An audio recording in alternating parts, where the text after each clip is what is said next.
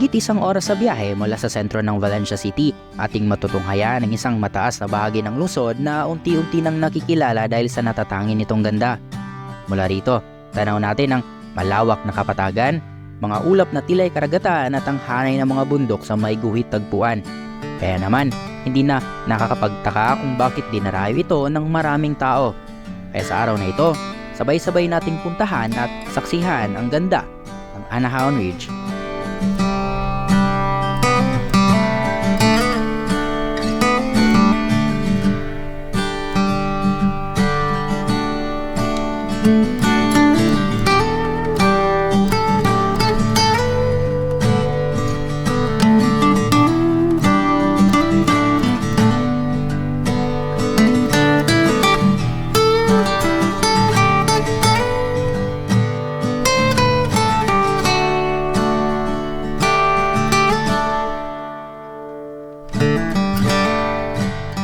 Mula Cagayan de Oro City, babiyahe kami ng mahigit 3 oras papuntang Valencia City, Bukidnon.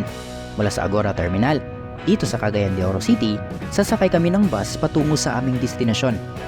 Kung kayo'y magmumula sa Luzon o Visayas, ang Cagayan de Oro ay isa sa mga pangunahing entry point kung nais niyong marating ang lalawigan ng Bukidnon.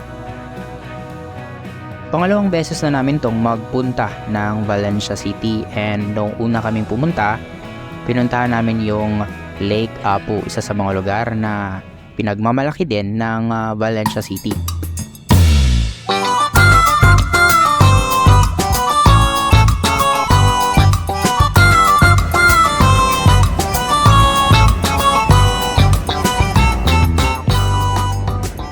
Matapos ang mahigit kumulang 3 oras sa biyahe, sa wakas ay narating na din namin ang terminal ng Valencia City. Pagkababa namin, agad kaming nagtanong kung paano makapunta ng Anahaon Ridge. Ayon sa mga taga roon, kailangan daw naming sumakay ng habal-habal mula sa tinatawag nilang Old Terminal patungo sa Sitio Sumpong, Barangay Banlag. Doon daw mismo matatagpuan ang Anahaon Ridge. Kaya't sumakay kami ng rela papunta sa sinasabi nilang Old Terminal.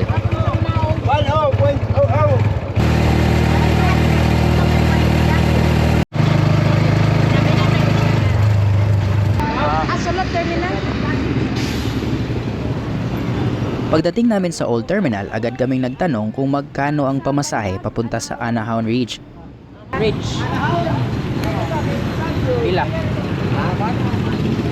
Ada pila? Anahaon mo? Anahaon. May 100 dito. 100 ang ulo dito. Pila? 100. 200 ang isa? Kinsa may pwede mo?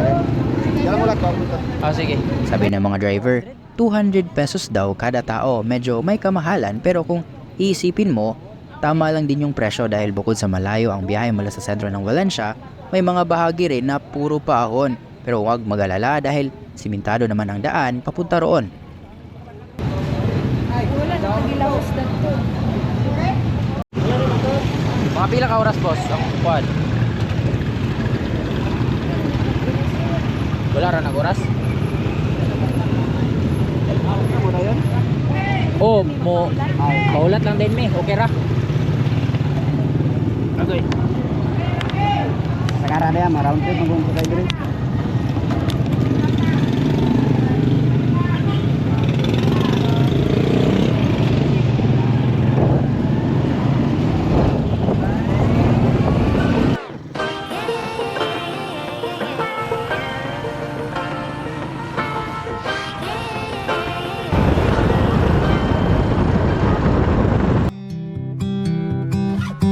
Habang papunta pa lang doon ay bubungan na sa atin itong napakaganda at napakalawak nilang kapatagan.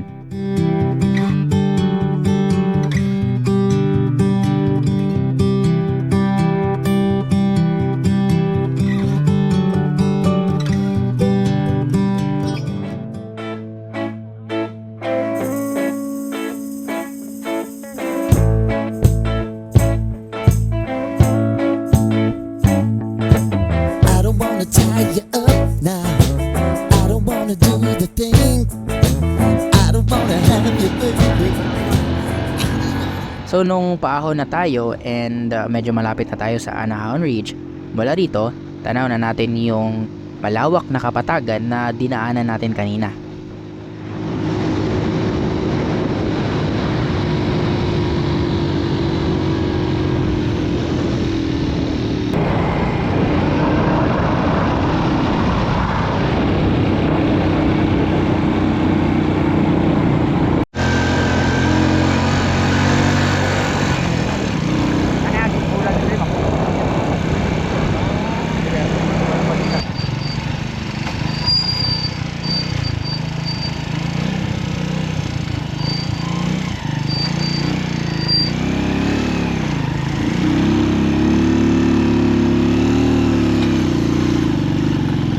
Pagkatapos ng maikling paahon at mahabang biyahe, sa wakas ay narating na din natin ang mismong lugar.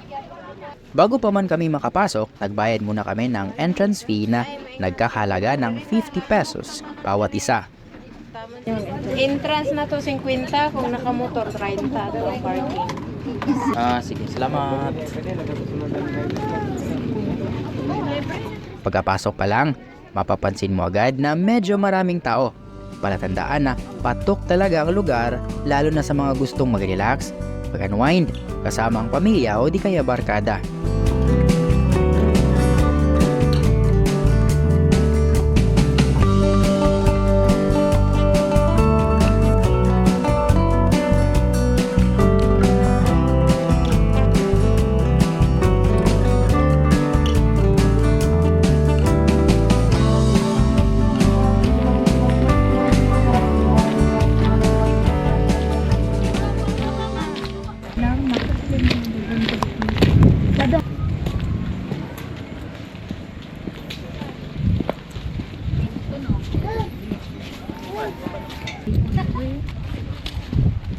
Okay baka ang glass dra ba? Yun nga lang, yung glass walk view deck ay under maintenance noong araw na kami ay nagpunta. Kaya hindi namin naranasan o na-experience yung glass walk nila.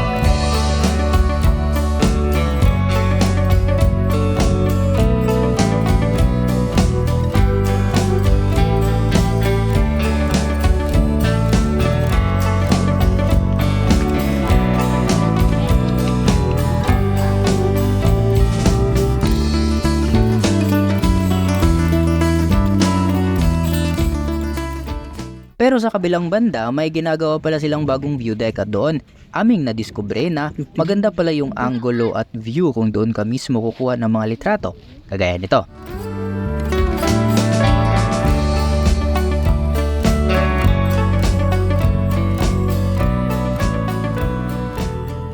Napansin ko rin na walang bayad ang paggamit ng mga cottages nila.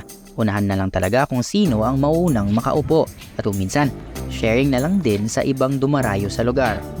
Pero, pwede rin naman kayong umupo sa may open field sa may gilid kung saan tanaw nyo ang overlooking na view ng Kapatagan. Kung gusto mong malaman ang iba pang ino-offer nila tulad ng mga activities at ang mga rates nito, narito yung karatulang nakapaskil sa may entrance nila.